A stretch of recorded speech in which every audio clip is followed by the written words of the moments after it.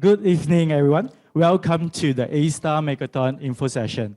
I am Ziping, the program lead from Padang & Co for the ASTAR Makeathon and your host for today's info session.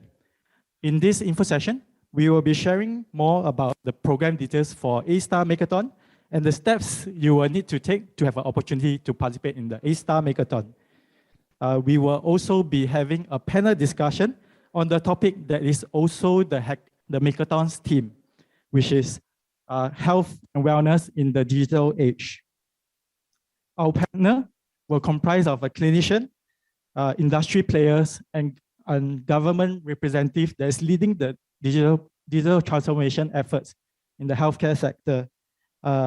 We hope that you will be able to gain insights on the healthcare trends and opportunities and get inspired and have an idea to work on for the Makeathon. Please also cater time to join us towards the end of the event for networking with the audience that we have gathered today, both virtually and in person. Only for those that are joining us in person today, we have prepared refreshments that you can enjoy while networking, a special privilege for making a trip down for this event. The ASTAR Makeathon is a unique opportunity for ASTAR staff and for this run, NHG staff and NTU staff and students to accelerate their innovative ideas into prototypes through the process of making. If you take a closer look at the team requirements, you may also invite your friends and partners to join you in this innovation journey. This opportunity would not be possible without the strong support of ASTAR's Chief Innovation Officer, Dr. Peter Nagler. Dr. Peter Nagler is currently in Germany, but have made special effort to join us virtually to welcome all our potential participants and also to share some inspiring work in hopes of convincing you to apply for the program. Always a pleasure to have you, Dr. Peter Nagler. Dr. Peter, please give us a moment to set Dr. Peter Nagler up for his sharing. Yep, we can see you. You may proceed. Fantastic. Thank you very much. Good afternoon to Singapore. Welcome to everybody for this event, and thank you for having me. It's a great pleasure to be with you. Unfortunately, I cannot be in Singapore today. I miss very much. Also, I've heard it's pretty hot in Singapore, so maybe it's better to stay in cool Germany. And of course, I do miss the refreshments later, but too bad. Well, anyhow, it's a pleasure to be with you and talk about the Makeathon 2022, which is actually the second Makeathon which we are organizing. And it's also a great pleasure that we have joined forces with very esteemed organizations like NTU and the National Healthcare Group, which together then with ASTAR will run this Makeathon. The topic of 2022 is health and wellness in the digital age. Now, why is that? Well, for two reasons. We're all aware that digital technologies have tremendously changed the way we operate, not only in healthcare, but generally. And last but not least, the pandemic has shown up that maybe new technologies and new ways of dealing with healthcare in Singapore, but not only in Singapore, but globally, definitely will need some innovation and maybe new paths forward. And as such, having joined forces with three very innovative partners, that is why we've chosen this topic, and we hope to get great ideas and hopefully new startups and hopefully new companies founded. Now, you will hear later what it is all about a bit more in detail, and hope you all start making up your ideas. But what is a Makeathon in all? Let me allude on that. Some of you might have heard me already, and you know that I'm a strong supporter of innovation. And one key element of innovation is, of course, startups, entrepreneurship. And it is also, for me, a key element to achieve innovation, because as you hopefully know, innovation is not just about having a great idea. Innovation is about getting the idea done and delivering value to society, to stakeholders, to whatever. But so from an idea, an initial idea, go all the hard way and ultimately have something on the market or whatsoever.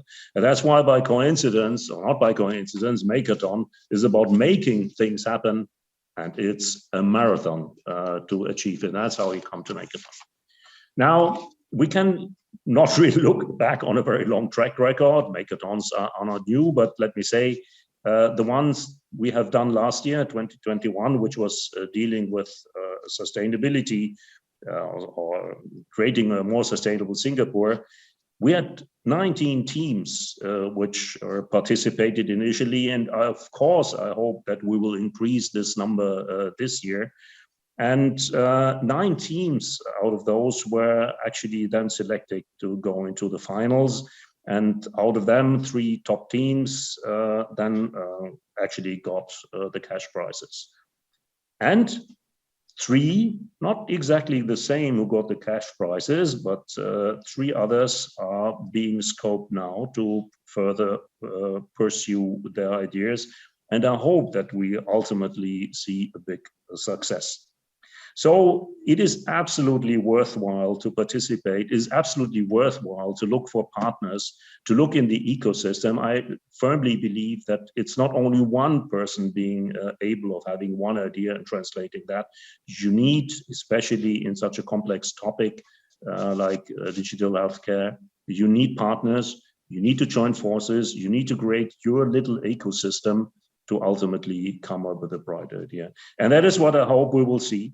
And I'm very much looking forward to all the bright ideas we are going to have, the great, hopefully then pilots we are going to see. So take this day as an initial start, liaise with potential partners, try to understand more, try to build on what you maybe have in your mind already, or you find a partner where you can join forces. And then I'm pretty sure we will have another exciting finals, and we'll see another exciting finalists and hopefully exciting winning ideas. As such, thank you very much again for having me. Enjoy the day, enjoy the refreshments, and I'm very much looking forward to your ideas. Thank you very much. Thank you, Dr. Peter. Hopefully the participants would have the opportunity to interact with you once you're back in Singapore, as you have generously offered your time to participate in the activities of the previous run.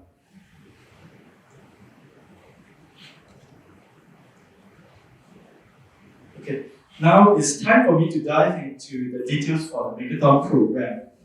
At any point of my sharing, if a question pops into your mind, do submit the questions via Slido. You can either scan the QR code being flashed on the slide on the screen currently, or go to slido.com and key in 635941. I repeat, 635941. Don't wait any longer. So we'll wait a while while people join in the Slido platform.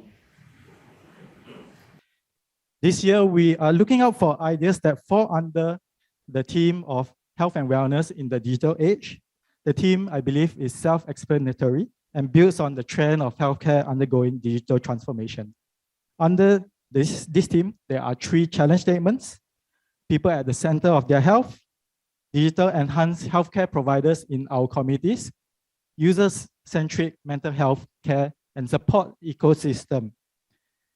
The challenge statements are explained on our website, where there are pointers that regarding the user segments to target, opportunity areas, some case studies, and even some good reads for you to learn more about the topic. The challenge statements are developed with the insights contributed by our partners, and you will be able to hear more from them during today's panel discussion. The program timeline. So 2 days to note: 27 May, which is our pitch night, and 7 June, which is our application deadline. So application deadline is 2359 hours at the end of the day. Yeah. So shortlisted team would enter a make phase from July to September, and the program would conclude with a demo day on the 14th of October. After today's info session, you may suffer from symptoms called the entrepreneur fever, where symptoms might include sleep loss and a mind that's played with all types of ideas for the Makeathon. We then highly recommend for you to join us for our pitch night on the 27th May. Individual participants or participating teams will have the opportunity to pitch their ideas, to recruit team members, or gather early feedback on your ideas from the organizing committee. Depending on how ready you are, you can choose to do a 1-minute pitch or a 5-minute pitch. You can also pitch multiple ideas to get inputs on which one to focus on for the Makeathon. If you don't have an idea or pitch yet, come join us for the pitch night. Hear other participants pitch and potentially join forces with them. The pitch night will be a physical-only event to have a better experience for all participants. I just received an update from the committee that liquid courage will be served during this event. So if you have any queries regarding a pitch night, do drop us an email at makeathon@padang.co. So you can also refer to this pitch sheet to help you prepare for your 1-minute pitch. This sheet will be shared with you via email after today's session. Once you are sure that you want to participate in the ASTAR Makeathon, how do you go ahead and apply for the program? First, you will need to form a team. If you need help forming a team, do reach out to the organizers. Second, choose a challenge statement to tackle. And next, based on the identified challenge statement, formulate a solution. Please refer to the application deck guidelines to understand the key information you should include in your solution proposal so that your proposal will be better evaluated. Lastly, make an application using the form on our website or using the link currently shared on this slide. I would like to spend a bit time sharing more about the team requirements so that you form teams that will be eligible to proceed to the make phase. Participating teams should contain 3 to 5 members. Your team should be led by at least one researcher with an ASTAR affiliation. But feel free to reach out to us once again if you need help with that. Participating staff may invite their friends, partners to join their team. Each team member should be at least 21 years of age. All team members should be based in Singapore for the remainder of 2022. The reason is because we will be having in-person boot camps and workshops in Singapore. The team leader would apply for the program on behalf of the team. Evaluation criteria, something that you definitely need to pay attention to. Although our program is called a Makeathon, and makers are commonly associated with building hardware-oriented solutions, I want to clarify that your solution does not need to involve hardware and could be a purely digital solution. So the criteria, we have 4 criteria. Quality of research. Is your idea? The relevance is justified with substantial market research, user research, or identification of trends. Innovativeness. Is there a fresh and unique approach to address the problem compared to current methods? Does your proposal leverage on technology's potential to innovate and scale? Feasibility. How feasible is the solution, considering the required cost, time, and effort? Does the proposal acknowledge and thoroughly address the limitations and challenges of the proposed solution?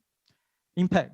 So we definitely want solutions that can bring benefit and value to consumers, business, not sustainability, that's previous year. So to the healthcare costs.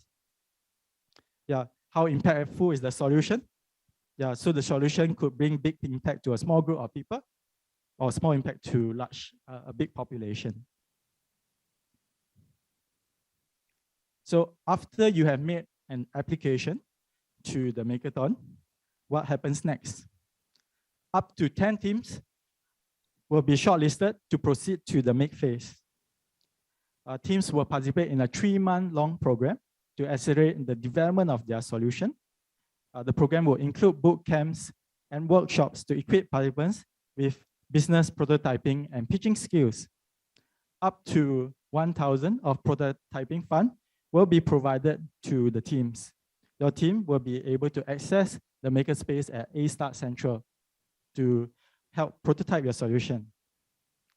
Mentors from ASTAR and external organizations are specially recruited to support our teams during this 3-month period. At the end of 3 months, the team will showcase the progress of their solution development during our demo day. So these are the pool of mentors that we have assembled, which I'm very proud to present. They're very impressive, having doctors that not only have medical knowledge, but also business experience. Yeah, we have senior management as part of the mentor pool also, and really from not only representing the local sector, but also the global sector. Yeah, so just spending 1 hour with them will give you an eye-opening perspective that is formed from their years of experience. Prize and awards.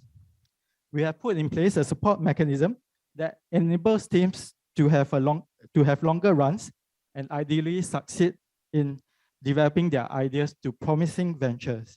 The top 3 teams will stand a chance to receive an innovation award of up to 100,000 in R&D funding to further develop their prototype using ASTAR and Collab resources after the demo day. We also have cash prizes as nearer term incentive for our teams. The first prize is 3,000, second prize is 2,000, and third prize is 1,000. We hope that our prize and opportunities are enticing enough for you to make an application for the Makeathon. Okay, so now it's time for Q&A. I would like to invite Peggy from the chairman of the Makeathon committee to join me on stage for the Q&A segment. Okay, how many years have ASTAR run Makeathon? Is there a site to share the past projects? Yeah, so this is the second year we are running the ASTAR Makeathon, where the first year we focused on sustainability, and this year healthcare and wellness. Yeah, so there is a website, though it has been, it's no longer linked to the main site, but it's still around. The website is still around. But if you want to find out more about past year's projects, I think you're welcome to reach out to any of the VCG folks, Venture Creation and Growth folks. Like Peter earlier said, we are supporting 3 projects right now that have gone through the program, working a bit further along on their innovations, because there's always further development that's required. So yeah, I mean, we're happy to share that. Okay, we have more questions coming in. So I do not have an ASTAR affiliated researcher in our team. What can I do about it? So as what I mentioned, email us at makeathon@padang.co and we will help you. But do share details regarding your ideas so that we can help you with the matchmaking process also. And if I may add, if you're in person or whoever asked this, if you're online, stay on till the end. We've got quite a few ASTAR researchers without a team. You may meet your match there. No guarantees on dating success, but feel free to network after this. I think that's an opportunity for a program like this. Okay, the next question, since the competition is grounded in digital technology, are we provided with any help with the development of the digital prototype? So ideally, you will be assembling a team that can help you with the process, because we are thinking of the longer run also. So you should assemble a team with those capabilities. We will be having workshops that teach you design thinking, how to approach prototyping, really, I mean, the purpose of prototyping is really to come up with something that you can use to test quickly with the market. But unfortunately, I will not be able to say that we will be helping you with the digital prototype. Yeah, but we are here together to work to support the teams, and we will definitely be working closely with the teams with any challenges that you face. There's a question regarding what are the previous winners doing? They are still in ASTAR, most of them, if that's what you're wondering. So some of them are still working on the projects that they put through.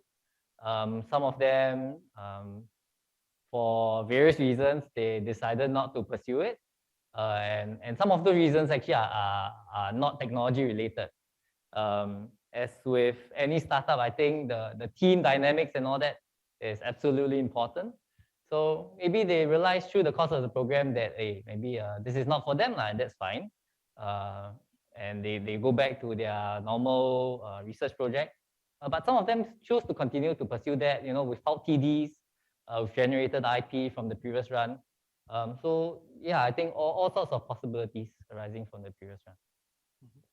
Okay, so there's a question about to what extent does the prototype needs to be developed by the demo day? So because we are looking at the longer run, if you can, as far as possible, you can push the development of your prototype or solution, we will encourage you to do so. But I mean, the purpose of the prototype is not to invest too much resources upfront, and therefore we need to understand the purpose of the prototype, whether it can be used to go to your users to learn more from your users. Yep. Hope that answers the question. Yeah. Why is there a 21 age limit in the team members? It prevents JC students from to join. Well,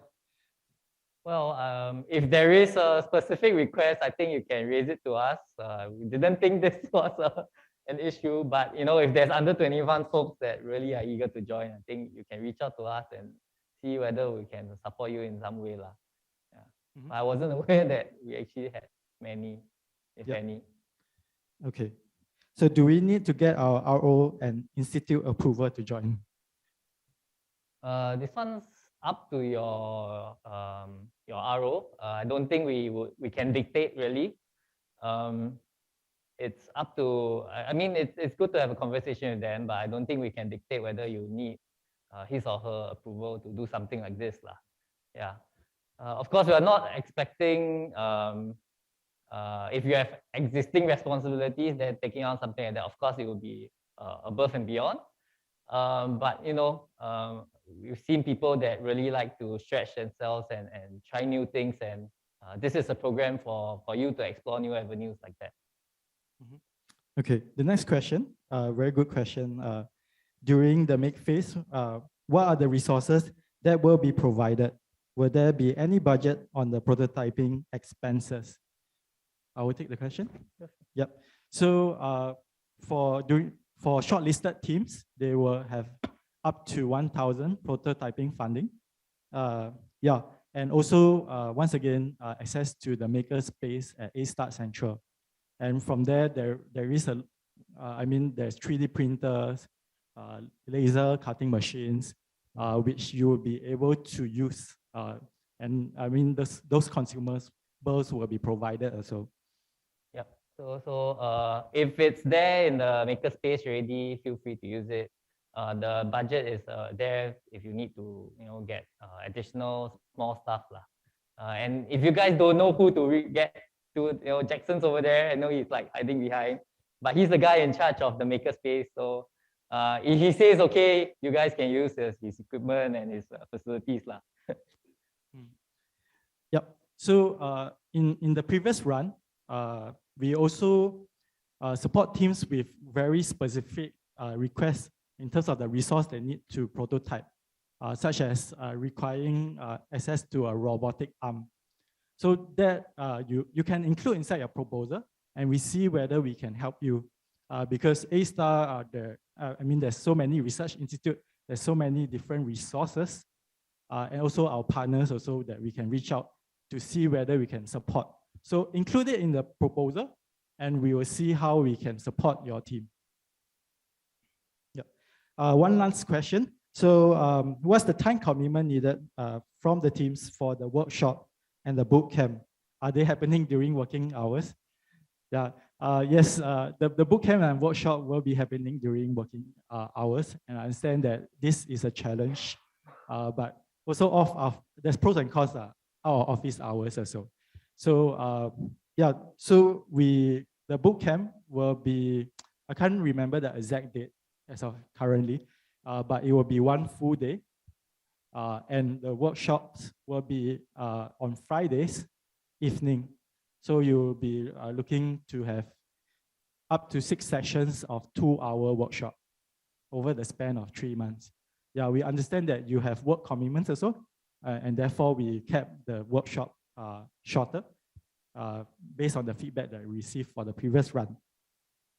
Okay, so I see that there are many questions more. Unfortunately, we don't have time to address all of the questions. We will take note of all the questions, and yeah, we will respond to them in our follow-up email. Yeah. So moving, thank you, Pei. So we will be proceeding to our next segment, our founder spotlight, featuring Alvin Chan, CEO of Neuro, a local company developing revolutionary digital therapeutics and brain training solutions for mental health and well-being. Alvin will be sharing about his own founder journey as well as advice and lessons on how to best approach your own ideas. Alvin, do join me on stage, and I hand the time over to you. All right, thank you very much. And thanks ASTAR for inviting me over here. I think it's a pleasure to share. This is probably the second time I did a face-to-face event or face-to-face presentation in the past 2 years. So I need to get used to it again, too much Zoom, right? So anyway, to begin with, now, the company Neuro we have, it's about the brain. And to begin with, the brain is obviously made up of the human brain anyway. It's about 86 billion neurons.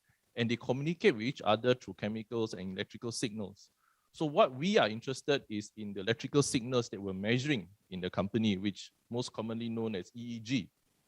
And I'm very excited with what we're doing is because big data, when people talk about big data, financial data, all the kind of data online and so on, we are carrying big data in our heads.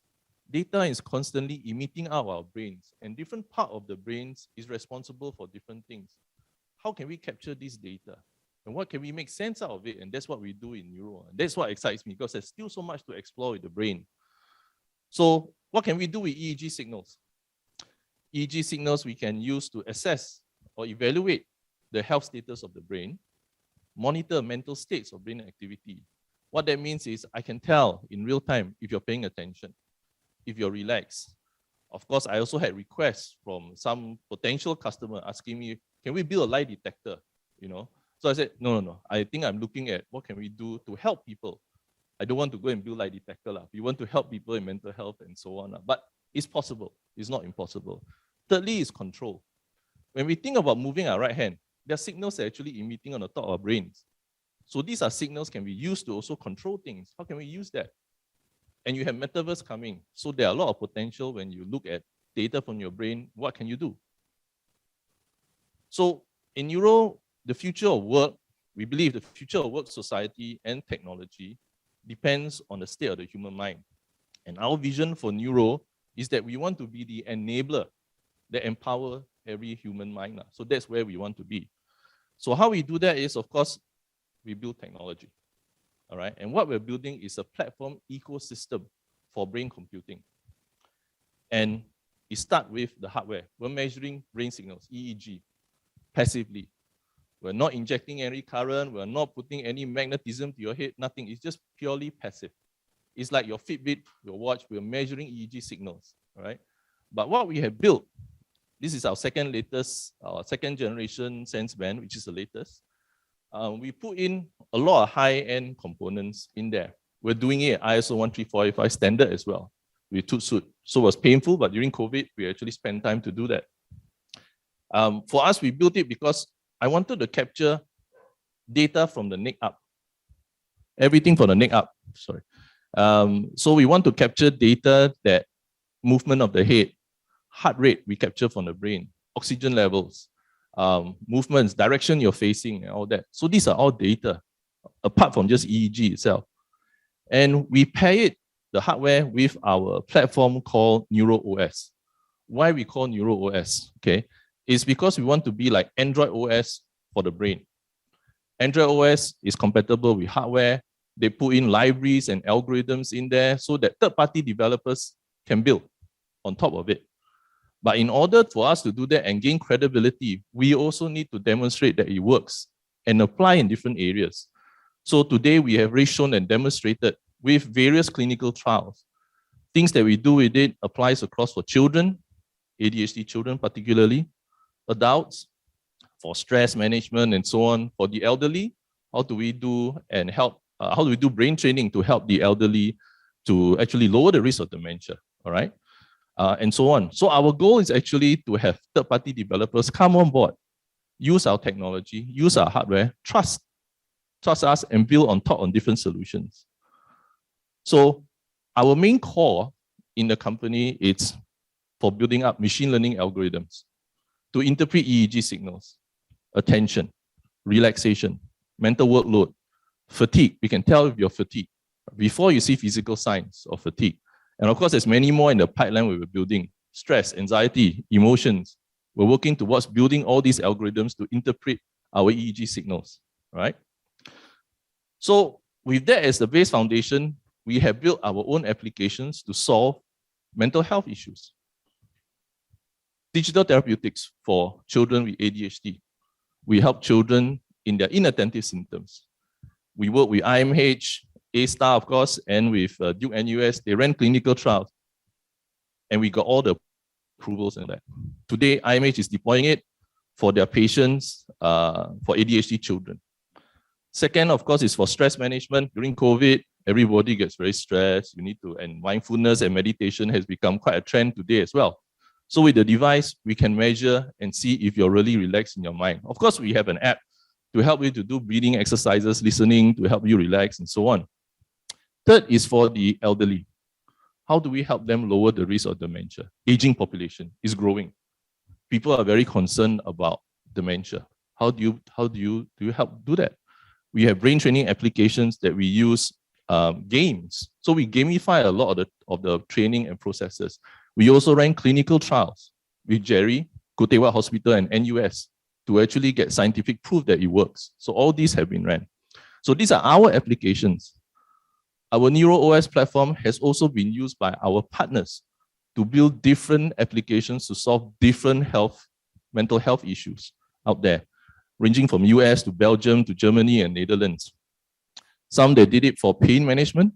How do you distract people from their pain? It's very meaningful. They build an application to actually help to distract people who have cancer pains.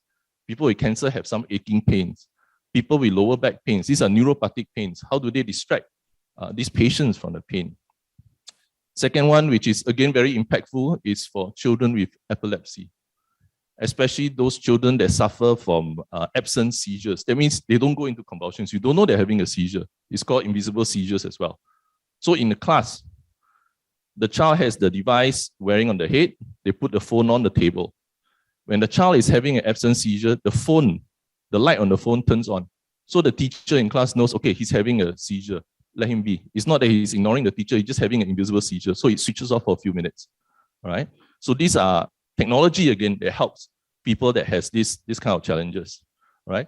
And of course, many more. Fatigue monitoring, stroke rehabilitation. So we partner with different companies for them to use our technology and platform. Now, of course, we have gone through a long journey in what we're doing. I think in any startup, you got to persevere. And we're very thankful that we have ASTAR to help us in supporting our journey throughout. And of course, our journey started with ASTAR in the beginning when we first started the company, where we needed to build capabilities in-house.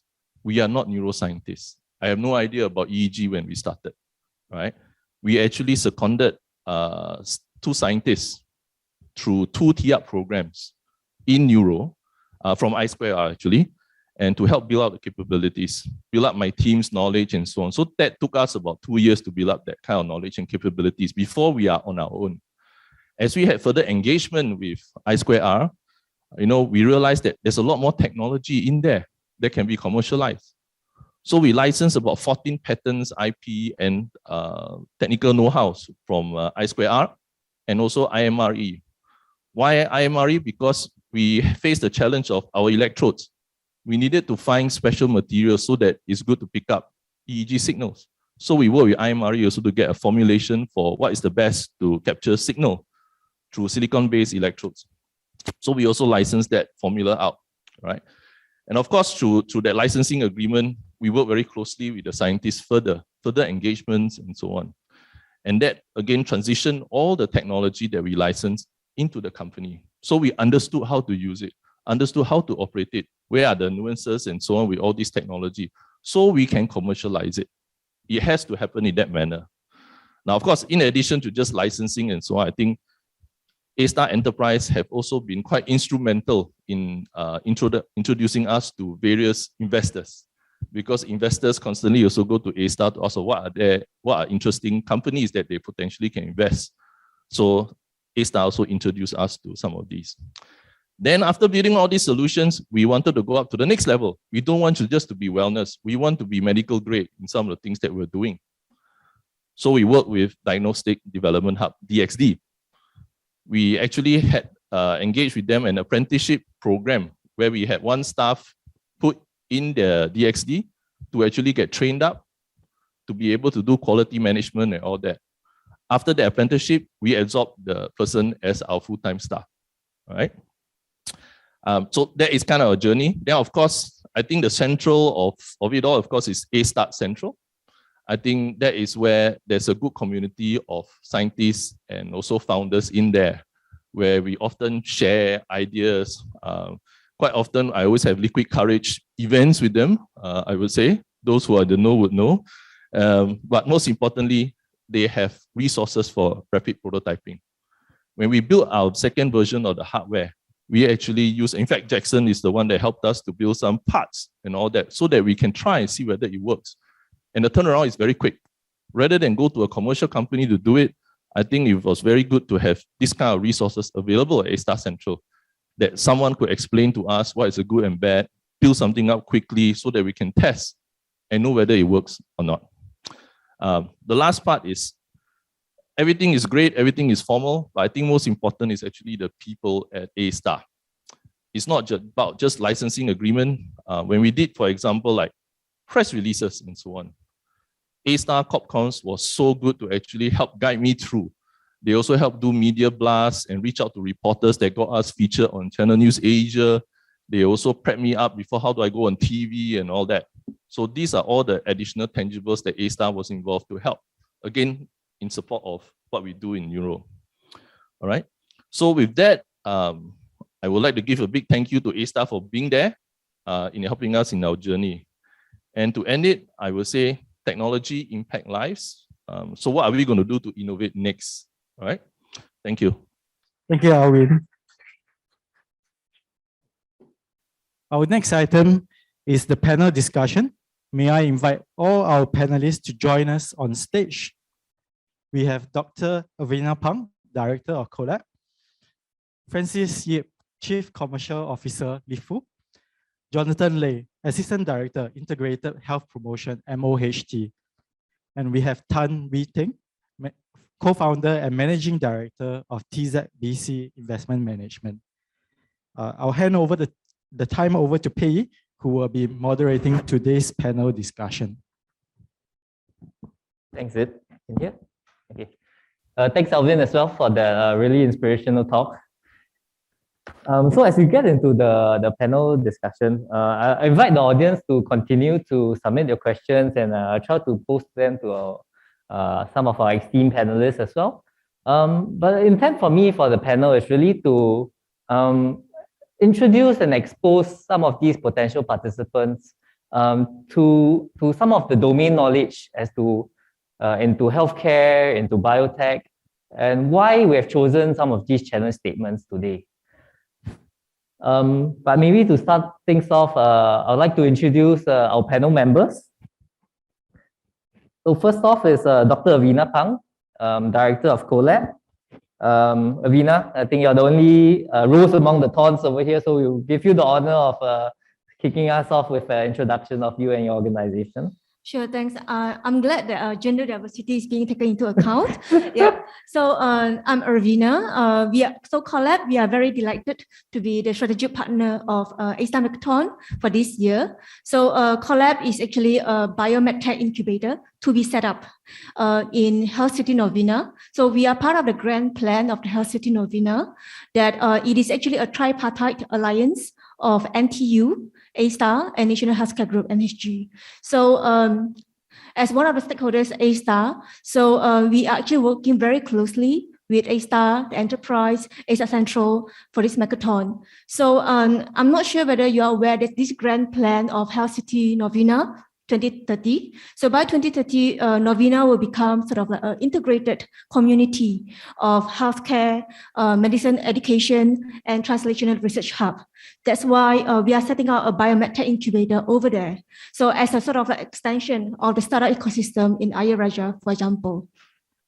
So Collab, maybe a brief introduction of Collab. So we envision to be a premier biomedtech incubator, a national translational innovation hub. So the three sort of like deep tech companies that we would like to attract, it will be an open incubation platform, are biotech, medtech, and digital health. And if you're aware also, the Novena itself actually currently have several national level institutions. So for example, NCID, National Skin Center, and of course, Tan Tock Seng Hospital, and also the national research centers, for example, Skin Research Institutes. So this is part of the plan that, for deep tech startup companies. So when you are developing the technology originating from research institutions or academic institutions, there will be a stage of the development that you will need to do clinical validation. So we hope that with Collab, we will bring you closely together with our clinicians from NHG to form a meaningful collaboration that the product or the services can be translated into product services that can be used by the community, by the patient in needs. So among all several sort of areas that we are looking at, other than skin, infectious disease, the silver generation, rehab, so as part of the aging population, and mental health. That's why I think we are very delighted to take part in this health and wellness of the digital age. So wellness further can be developed into a digital diagnostic products, like what Neuro has done very well, and potentially also digital therapeutics. So that's what we are envisioning. Thanks. Thank you, Avina. Next up, we have Francis Yip, the Chief Commercial Officer of LiveFu. Francis? Yeah, hi, good afternoon, everyone, and welcome to our attendees that's streaming in live as well. So my name is Francis Yip. I'm actually based here. The company I work for is called LiveFu, short for Living Full or Living Life Fully, right? It is actually a Texas-based company, and we have actually presence in 4 of the continents around the world. The company itself focus on providing health access to community so that we help to transform these community. Now, you may say, well, that's nothing great, but our focus is really on LMIC, low, medium income countries. So your first reaction is that, well, okay, so we're looking at Lesotho, we're looking at Ghana, we're looking at all these poor countries. Well, it's not. Actually, if you look at World Bank's statistics, right, anybody who earns less than $50 is actually considered LMIC. So imagine the task that we have, the mission or the passion that we have is to make sure that we have solution available and easily accessible to these community. And we do it in 3 ways. One, we either discover or we partner with people or innovators that have an idea, and we help to incubate them and try to fund them to the community. Second thing, LiveFu also have our own solution. We develop our own IP that is able to be made accessible to these community. And the last part is actually the most important. What good are products if you don't have an ecosystem or distribution channel? So we built what we call train tracks, right? If you're familiar, if you have your train tracks, MRT, it goes everywhere. So in 26 countries today, we have partnership on the ground, down to the city, down to the township, where if we have a great innovation, we're able to then pass it on to these partners to make it accessible to these community, right? That's what we do. Now, my role in the company as a commercial officer, I look after the finance part of it. I also look after the compliance, but also on partnership as well and funding, right? So I'm also involved in M&A and also in potentially looking out for funders as well. So I'm delighted to be here. I thank ASTAR for this invitation. Thank you. Thank you, Francis. Next up, we have Jonathan Lay, the Assistant Director of Integrated Health Promotion at the MOH Office of Healthcare Transformation. Jonathan. Thanks, Bay. Hi, good afternoon, everybody. I'm Jonathan, and I'm very humbled to be part of the esteemed panel today. So I'm also very excited as well. So briefly about myself, I predominantly, in my previous career, I've been in the advisory business, focusing on medtech, pharma, and healthcare services in the APAC region. Thereafter, had a short stint in a health tech startup firm, and thereafter moving on to the digital transformation office within MOH. So currently in the integrated health promotion team, focusing on the development of digital products as well as data analytics. Concurrently, I'm also heavily involved in the digital mental health work group that is under the Interagency Task Force for Mental Health and Wellbeing that is actually chaired by SMS Janelle. So for those who are unfamiliar with what MOHT does, we are actually an innovation arm within MOH that was actually established in 2018. And the idea of it is actually to help lead, facilitate, and also to scale a system level kind of, I would say, changes that's needed to transform healthcare, whether it's in the perspective of prevention, in the perspective of management of chronic diseases, or even in terms of delivery of care.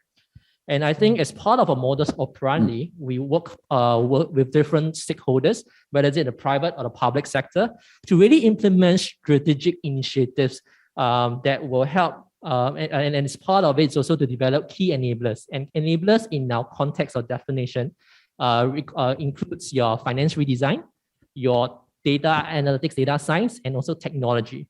And I think as part of what we usually do in scaling, we work very closely with the various RHS clusters and also, of course, MOH to really mainstream the national scale kind of programs that will contribute in terms of the reshaping of the Singapore's healthcare landscape.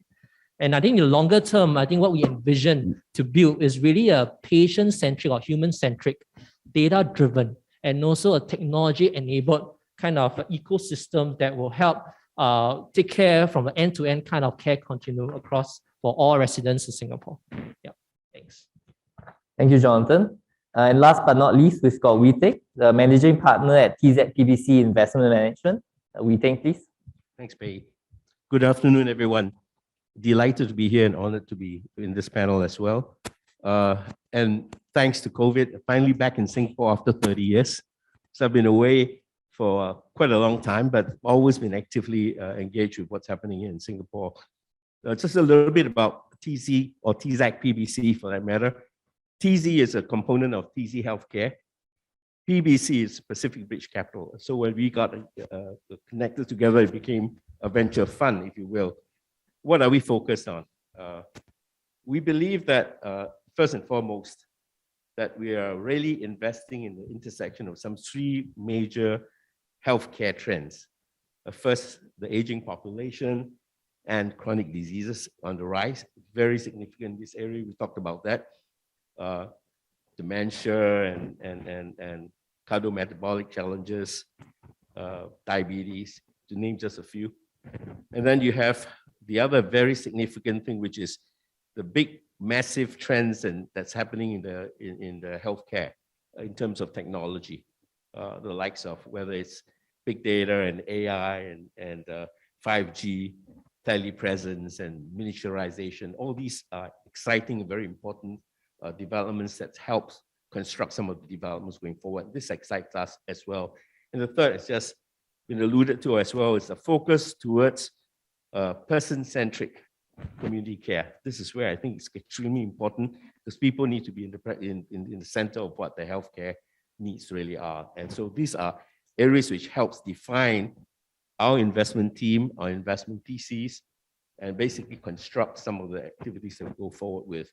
So with that, what we have done is that we've created a team by design of a very diverse skill sets of people in technology, people in the healthcare industry, folks who are entrepreneurs, and obviously people in the science and as well as the medical field.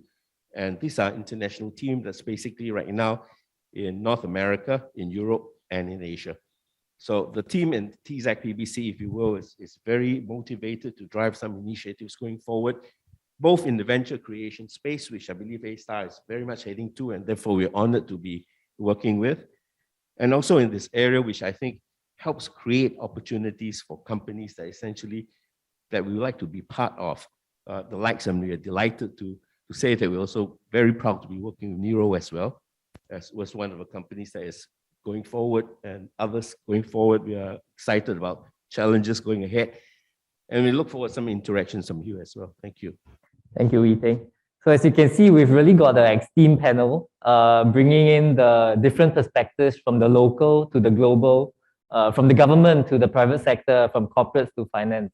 So looking forward to the great discussion that we have today. But maybe to kick things off, I'd like to, so we've been working quite extensively over the past couple of months to curate and narrow it down to the 3 challenge statements that we have posed to the audience today. Maybe the first, to kick the discussion off, I'd like to pose it to Francis and Wee Ting around the topics of person-centric healthcare, as well as enabling our frontline of enabling healthcare in our communities a bit better. In particular, one quote that stuck with me from Tzpc in some of our conversations early on was that they challenged us to think of a world without hospitals, or rather a world where hospitals only exist for acute or emergency treatments, but you can actually manage your chronic conditions in the community or at home. So my question then is that how could one imagine such a future like this? What step changes do we need to think in terms of how we approach healthcare? And maybe I'll open the question up to Francis first and allow Wee Ting to add on after that. Wow, I was hoping you asked him first. Well, I thought we said we'll give you the challenging questions first. Yeah. I'll tell you a little bit about the challenges that we have and how this hackathon is going to be a big difference for us, for our private sector. Now, in our company, for example, we come across physical product, lots of it. Innovators will come to us and say, I got this great product, and we'll triage it, we'll look at it, we see it's good, let's roll it out there. But that's a physical product, and that's our difficulty in trying to build the train track out there to the township, to the distributor. What we lack actually is the digitization of it, the data that we comes back with, right? How do we know what does the town need, what does the individual need? And that is actually very valuable to our company, and I think very valuable to this topic if we are trying to achieve our mission. Now, that's only one piece of it. The other piece of it is, I think Dr. Peter actually mentioned, alluded to this, bringing the market to the technology, not the technology to the market. So if you're going to do this hackathon, my advice is that, well, understand what your market needs. Do they need that golden calculator? Probably not. Even you build a golden calculator, does the market need it? So bring the market and the data to the technology, not think of the technology to the market. Thanks, Francis. Anything to add to that, Wee Ting? Sure. Since that comment actually came from a colleague of mine about the world without hospitals, but I'm glad he qualified that there's a need for hospitals still, and that's that for acute and for emergencies and the likes of that. But I think the whole world is basically challenged today, and digital transformation is really making things happen that makes things actually work in such a big way. Take Asia as an example. I guess half the world's internet users are in Asia anyway. And look at the aging population and the likes of that, you know, about almost 450 or more million people who's going to be 65 years and older by 2025 in Asia alone. And that's a massive growth from just 2021, 14–15%. Unbelievable. This is significant.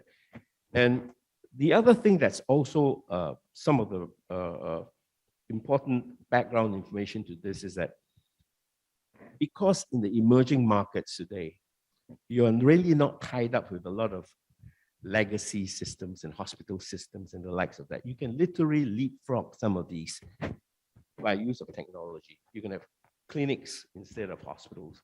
You can have a lot of telepresence doing some of this work for you, provided they're the right ones, provided they are, you know, tested in terms of efficacy and the likes of it being workable and practical as well. And we're seeing that actually literally happen. I mean, the pandemic's given us a little bit of indication around there, but I think it's going to give us a lot more in terms of where opportunities are now set on things like digital therapeutics, the likes of things that we possibly now can do, not necessarily in a hospital physical setup, but actually remotely. So having done that, I think we've looked at opportunities that's going to be extremely diverse. There are going to be lots of development in this particular area, and I think it does fit into this mode whereby I think there's going to be a less reliant on acute hospitals in future. Singapore by itself, I think you well know, it's not going to build more acute hospitals already. There's going to be a need for step-up community hospitals, obviously, as opposed to anything. And of course, in the area where there's significant shortages where doctors are and, you know, caregivers and professional support, you need to actually be able to build around those infrastructures to help facilitate the growth of and the needs of the aging population and the population at large. Thanks, Wee Ting. So one of the things that I heard you mention is that there's some focus on emerging economies because there are green fields, so to speak. There are systems there that they are not as encumbered as what a modern economy like Singapore might have. Maybe I would like to direct a question to Jonathan and Avina as well. So we know that innovating for healthcare is always been challenging because there's really high barriers to entry, regulatory, understanding the complexity between insurance, healthcare, and patients. So to our audience today, well, what sort of resources could an innovator tap on within Singapore, and if they want to innovate for healthcare? And maybe I'll open that question up to Jonathan first and Avina next. Sure. I think when we talk about healthcare innovations, right, I think people tend to think that the regulatory hurdles are quite high. But I think one need to really step back and really think through why so. I think because in healthcare, it's not like FMCG. I think lives is at stake. So I think there has to be extra caution, especially when we talk about pushing specific innovations to the marketplace. So I think that's just something I want to highlight. And I think also kind of resonate Francis' point, right, when you talk about bringing market to technologies. Because a lot of times, I mean, you do not really need a lot of technologies that's out there. They may look sexy, they may sound very sexy, but at the end of the day, does it have some sort of value, downstream impact to the patients or the individual itself? Maybe yes, maybe not. So I think that's important when we talk about the so-called underlying principles in terms of designing innovations per se. And back to the point in terms of what sort of resources can we tap on. So if you're looking for seed funding, I think there are quite a number definitely one of it is the NMRC grant, National Medical Research Grant. Of course, I do also understand that each cluster, the RHS clusters itself, also do have their own pots of funding with a set of qualifying criteria. MOHT, unfortunately, I won't say we are a funding organization, but we are definitely open to actually having deeper discussions with you or your team with some sort of, and offer some sort of assistance, whether is it introduction you to potential funders or the specific subject matter experts that will create or give you a leg up in terms of the type of domain that you are looking into. Yeah. Thanks, Jonathan. Avina? I think first of all, I'd like to echo what the panelists have mentioned. I think we have indeed embarked in a digital transformation, and that including digital healthcare transformation. So I think while we do all have sort of like some kind of technology with us, for example, our mobile phone and our wearables. So in the digital world transformation, how are we going to utilize these two tools to actually make healthcare more decentralized? So instead of going to hospital, how are we going to empower ourselves to better manage our own wellness and health? So I think that's one thing which is aligned with the topic, the first sub-theme of the Makeathon. And the second one is, I think, without a healthy mind, we won't have a healthy body. So my mental health is something which is very important, and there's an increased awareness on this part to be looked into. And I think the current research and development in this area is actually to be further developed. And we believe that with the use of digital tools, we can actually better embark into the development of diagnostics as well as the therapeutics. And then the third one, the community. The community, including the healthcare providers. I think COVID has taught us a lot the struggle of of healthcare providers. How are we going to actually decentralize? And then, for example, with the development of teleconsultation and telemedicine, which can be potentially developed here and also expanded to the regional markets. So these are the three themes which is very much aligned with the Makeathon. And I think the other one is how we are very deliberate to bringing together all the public stakeholders. For example, this Makeathon is together with Collab, which is again with ASTAR, NTU, and NHG, to better support in terms of cross principles, technology development, and provide as healthy as possible the platform for this technology to be further developed into products together with our partners, and bringing into a clinical validation, and also with our private sort of partners to bring them to the markets in need, or even to fund them. I think when it comes to funding, that can be a private or it can be public, like what Jonathan has mentioned, NHIC grants or other grants that being provided by our sister agency, for example, Enterprise Singapore. So we are all here to build an open community to make sure that what technology that has been developed can be translated into products and can be used by those that in need. Thanks, Amina. Thanks, Jonathan. So what I'm hearing is actually we've got tons of resources over here, both in terms of understanding the domain, understanding the barriers to entry. We've got investors here, both from the government and the private sector side. So, these are the people to talk to after this. But if I could turn the question back to Francis again. I think in the LIFU website, I noted one of the things that differentiates your organizations from the rest is actually, you guys say that you prioritize health access and impact before profit maximization. Traditionally, the healthcare segments try to go for premium customers, people who can pay the high cost for cancer treatment and the like. So my question to you then is why is your organization addressing this $3 to $60 per day income segment? And we've got a related question on posted as to how then do you make such a business sustainable? Okay, I think there's two great questions. It is on our website. We actually make it a passion and a mission to get a solution out there before profit. Now, why is this important? You may say that, well, okay, that sounds really motherhood, but think of it this way as an entrepreneur and an opportunity point of view, right? I'm not saying that that's what we're driving our passion. If you look at the World Bank's data, right? World Bank, they published 2021 in a wealth pyramid. 800 million people in the world earn more than $60 a day.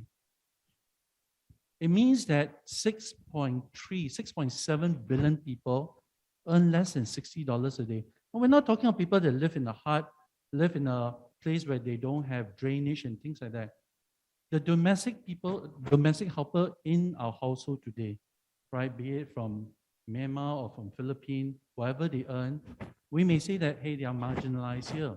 But when they go back to their community, they're actually pretty well off. But hey, they still earn less than $60 a day.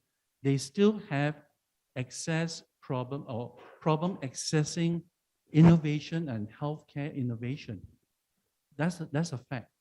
So if you're looking at it from an opportunity point of view, you're looking at 6 billion people in the world that's in that category that earns less than $60 a day. Now, unfortunately or fortunately, the big healthcare product or the healthcare manufacturer, they're driven by different KPIs. There's nothing wrong with that. There's a different KPIs whereby, as what Pei Yi mentioned, you have expensive cancer treatments and so forth, right?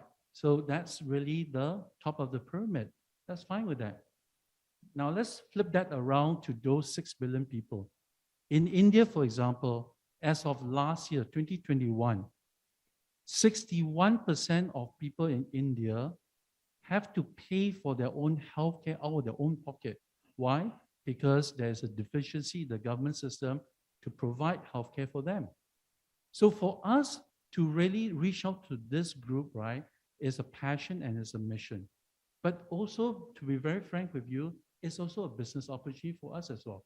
Because one, we know that we are serving this community that is a very large community. Second, in order for us to make it successful, we have to work with ecosystem and partners to make it viable. Otherwise, it's not a sustainable business. So we are looking for partners who are able to come along with us in this journey, understand the mission behind what we're trying to do, and that is actually our sustainable, is part of a sustainable mission that we have. The other part of the sustainability is not only driven by the profit or the business opportunity. The sustainability we are looking at also is making it self-sufficient or self-sustainable for the recipient as well. So imagine if we go to a community, we provide a healthcare solution. Well, what good is that if it's a one-off? If we could actually impact them in a way whereby they're able to, be self-sustaining, elevate their income, elevate poverty, that's something that is actually a plus for us as well. Thanks, Francis. Maybe I could move to a spotlight on the third challenge statement, which is really around mental wellness and mental health. So Jonathan, I know that MOHCSC has been quite a champion in spearheading some of these initiatives in this space. Could you share with us why mental wellness really has emerged as an important area over the recent years? And how could an innovator think about opportunities in this space? Yeah, this is actually quite a huge question, but it's also an important one. Because if you look at the topic of mental health, it actually started way back, 15 years back in 2008, where I think MOH itself, they were trying to kind of address the issues revolving around mental health. And I think the idea was actually to improve detection and also treatment for people with mental health conditions. Then subsequently, there was this community mental health master plan that was rolled out in 2012. And the shift was actually to place more focus on community assets. I think which Mr. Tan was mentioning about going more upstream, going more community-based. How do you leverage on community assets to help complement the formal professional care that you have there or you receive in the primary care or in the tertiary hospitals? So I think that's, and then thereafter, the topic of mental health kinds of elevate to some sort of high visibility. And this is around where COVID pandemic, right? There's a slew of restrictions, quarantines, and then you have people shifting to remote work environment. And that creates a lot of tension and also had a toll on a lot of residents' well-being, per se, which is also detrimental when we talk about productivity, loss in productivity, which actually costs, I think, based on WHO estimates, globally it costs $1 trillion in USD. And I think besides the loss in productivity, it also cascades to, I would say, also in terms of social economic issues, and also workplace issues. And a lot of times, even potentially, it may be damaging to the lives of a loss of life of an individual, and also the people around them, innocent bystanders. So I suppose, and if you look at also the National Pop Health Survey that occurred 2021, there was I think what the statistics actually show that there was actually a huge proportion of individuals around the, I would say 18 to 29. It actually shows a poor mental health in Singapore, and that's the reason why it's the issue kind of arises to say, how can we organize our resources, limited resources, and social assets in such a way that it encourages kind of self-help and kind of alleviate, like what Mr. Tan was saying, alleviate a lot of the strain of burden in the tertiary care sectors. And I think and also more importantly, is in a destigmatizing kind of manner. So I think that is something. I would say it's a public kind of interest that we need to pay more attention to this. And that is the reason why in the recent months, you probably would have heard a lot of press releases on the emergence of specific task force targeting different segments. Because if you look at mental health as a topic, it spans across different age groups along the entire life cycle. And I think different segments by itself faces different sort of challenges, and youth versus people who's transitioning to retirement versus working adults. The stressors are very different. And also the type of stakeholders that come into contact, the touch points are also very different. So it's about how do you find, I would say, a more targeted approach to kind of be able to address the specific gap. And the gaps that we kind of distilled, there are 5 main areas. One is stigma. One is awareness. Awareness. The third one is actually in terms of care coordination. And I would say more on care coordination. The fourth one, I would think, is more in terms of accessibility of care. I suppose that is what we have been trying to focus on. Yeah. Thanks, Jonathan. I remember, I think I did come across the report that you mentioned, and there was something along the lines of like 1 in 10 people in Singapore would be clinically depressed if they were diagnosed, and that was like a scary statistic for me. So but definitely an important area for us to be looking to as well. So we've got a question from the audience around. Could you share with us around a business that you're excited about? And I think I'll open this question up to all the panelists, because I think in the course of your various roles, you have come across various innovations, various startups, various technologies that could make a difference. So maybe we'll start off with you, Wee Teng, and maybe I'll caveat that you cannot say in your role, but if there's any other interesting startup that you've come across in any of these areas that you will be able to share. Of course. First of all, a lot of technology play excites us. I mean, I expounded a little bit about where some of the technology revolution is coming from. But having said that, we're particularly excited about some of these things around the digital diagnostic as an example, preventive areas, and where they are specifically unique. We are excited about the imaging space.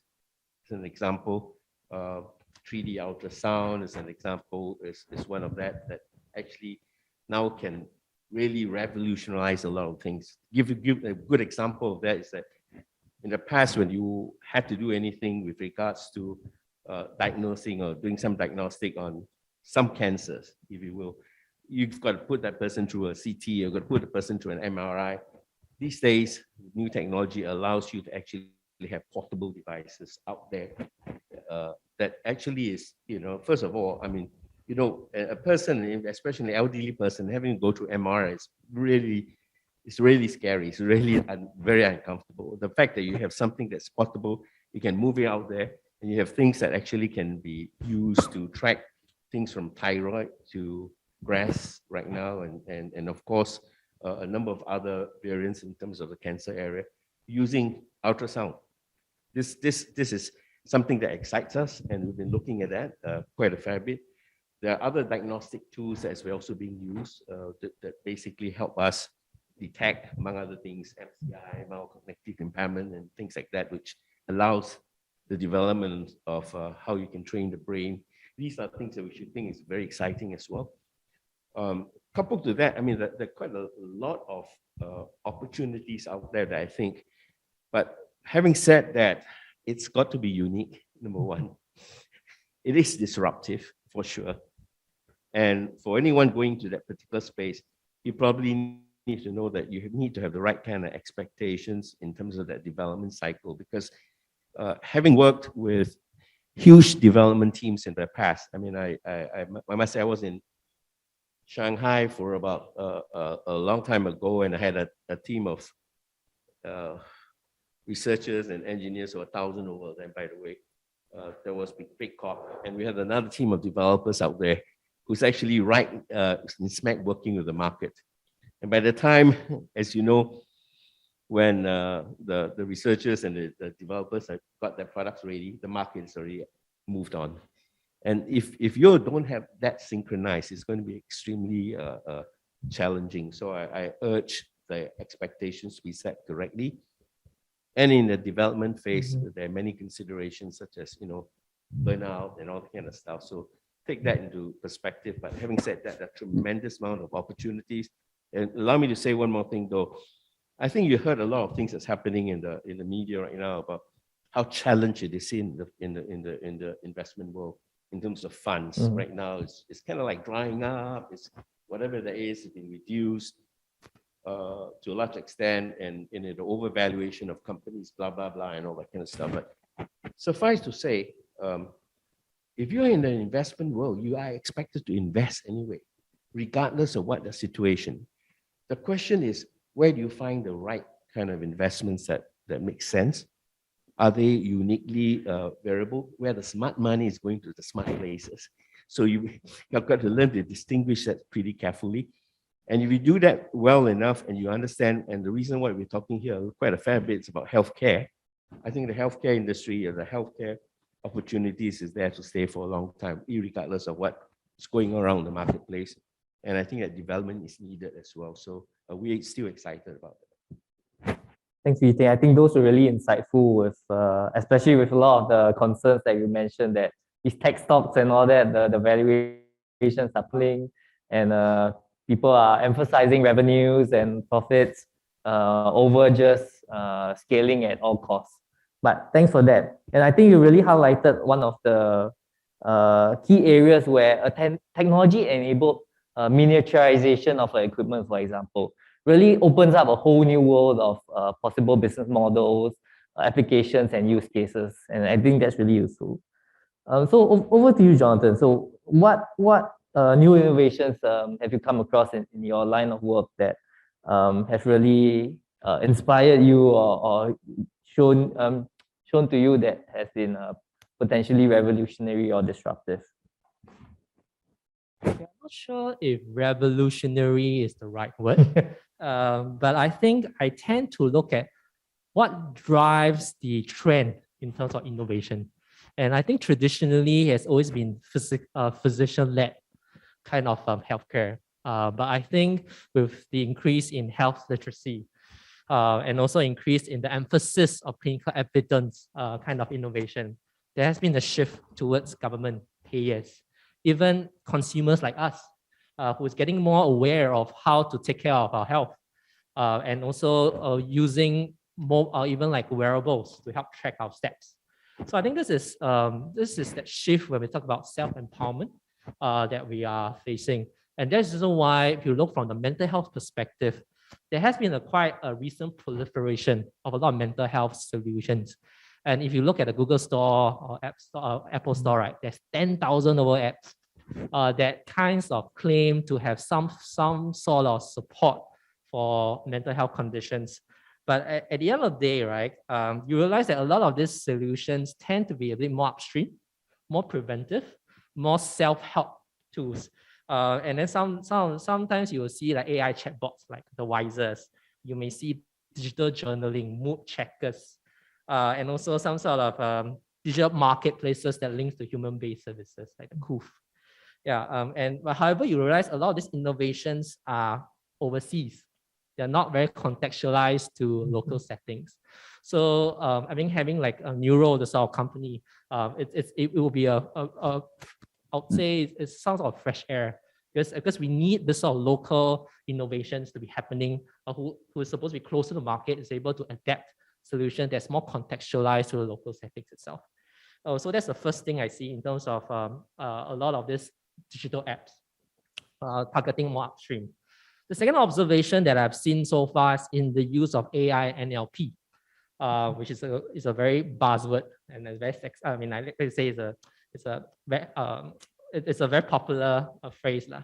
And I think that with the advances in data sciences and the use of different sort of data science tools, it kind of creates opens up a lot of possibilities when you talk about identifying language patterns, pattern mining, or even like in terms of images in social media posts. And what at the end of the day, what it transcends to or translates to is about, are you able to detect potential at-risk cases or suicidal cases, or even people with depression?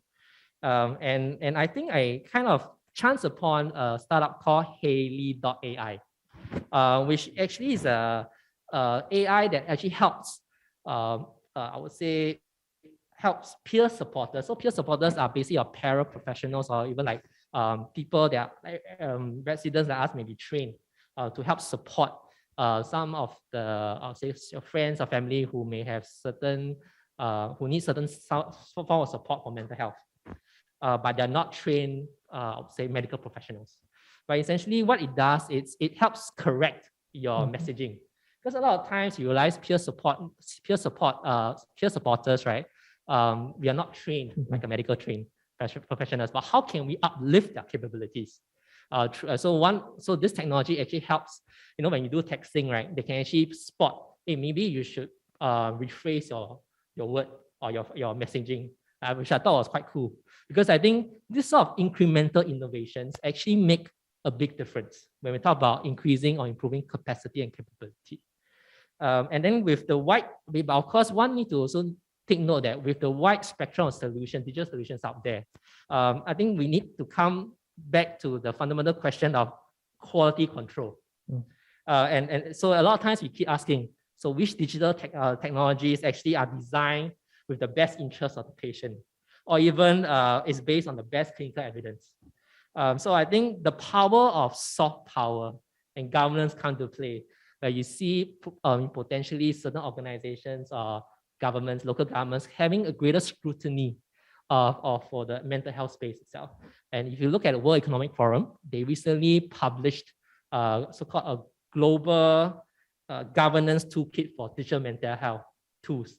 The aim of it is actually to help guide or provide some sort of framework when we talk about assessment of digital mental health tools, and what is the repertoire of the different applications of the mental health tools that's available in the marketplace. So moving forward, right, I would envision there will be probably much more, I won't say scrutiny, but I think a closer attention that's being spent for new innovations related to mental health in future, whether it's in Singapore's context or beyond Singapore. Yeah. Thanks, Jonathan. I think that's a great emphasis that you know the world has really moved towards in realizing why this is an important topic. So I'm getting prompts that we're running out of time, but I want to allow our last two panelists to also share their thoughts. So if you could maybe share briefly about what's an interesting innovation that you've come across, Francis, and then we'll allow Arvina to have the last word.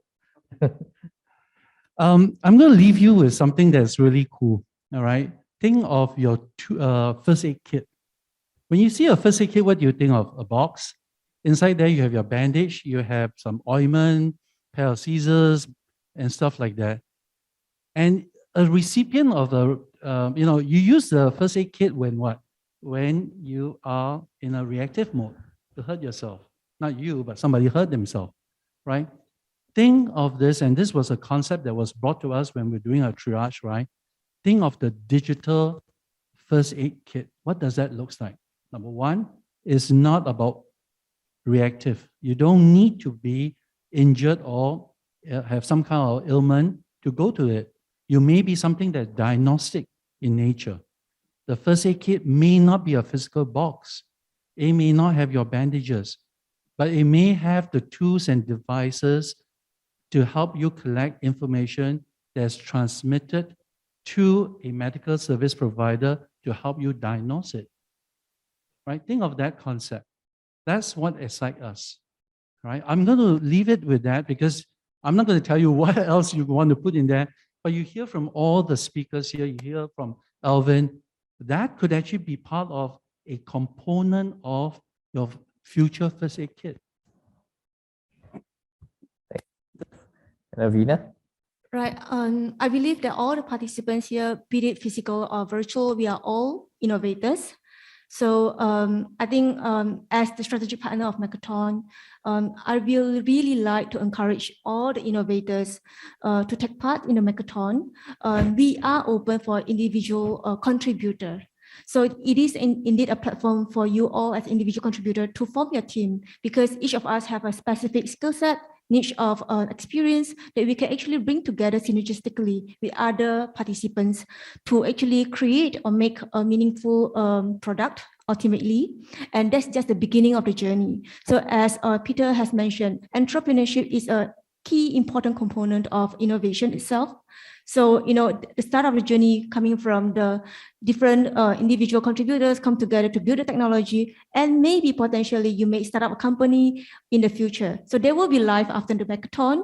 And I think all the panelists here and also our potential partners in the future are here to go together with this journey along with you, the life of the Makeathon after that. Thanks. Thank you, Ravina, and thank you once again, esteemed panelists. Can I invite the audience to put our hands together to show our appreciations for our panelists?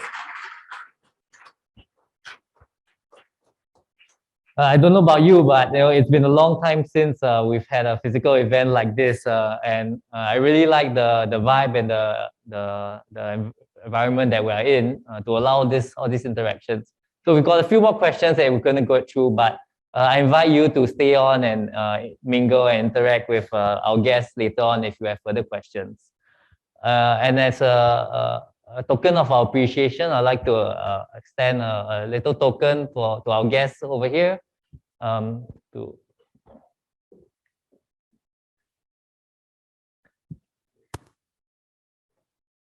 also Alvin for being our guest speaker as well. Oh, yeah. Okay, Alvin, thanks. Thank you once again. Please put your hands together for our panelists. So Zip, back to you. Yep, thanks, Pei. Can I get the spotlight? Yes, okay. So our last segment is our networking session, happening both virtually and in person. Unfortunately, we don't have an interface that can bridge both the real world and the virtual world yet. So it will be two different sessions. For our online attendee, you can proceed to Wonder, a virtual networking platform to connect with the rest of our online attendees. You may use the link shared in the Zoom chat or scan the QR code on the slides.